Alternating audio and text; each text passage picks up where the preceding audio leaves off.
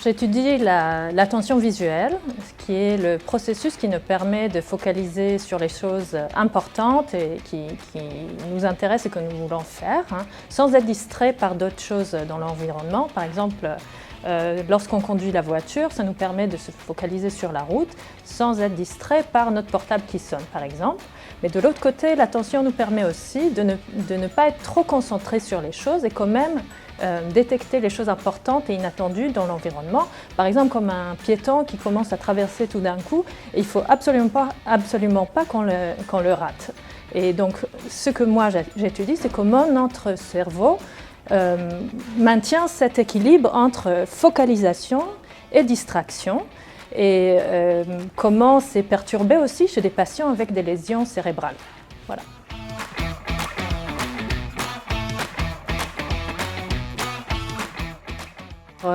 Je voudrais vraiment comprendre comment l'attention émerge de l'activité dans le cerveau. C'est des réseaux cérébraux à longue distance, donc beaucoup de régions qui travaillent ensemble pour faire sortir ces processus.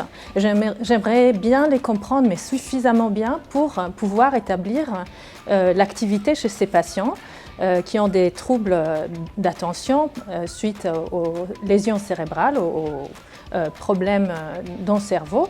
Et donc, par exemple, des patients qui ont une pathologie qui s'appelle la négligence spatiale, c'est des patients qui ont des lésions dans l'hémisphère droit et qui n'arrivent pas à orienter leur attention vers le côté gauche. Donc, par exemple, quand ils mangent pas ce qui se trouve dans le côté gauche de l'assiette, ou quand ils se rasent, ils ne rasent pas le côté gauche du visage.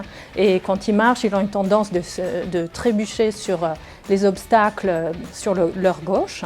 Et ce que j'aimerais bien comprendre, c'est comment rétablir l'activité normale dans leur cerveau pour pouvoir les aider.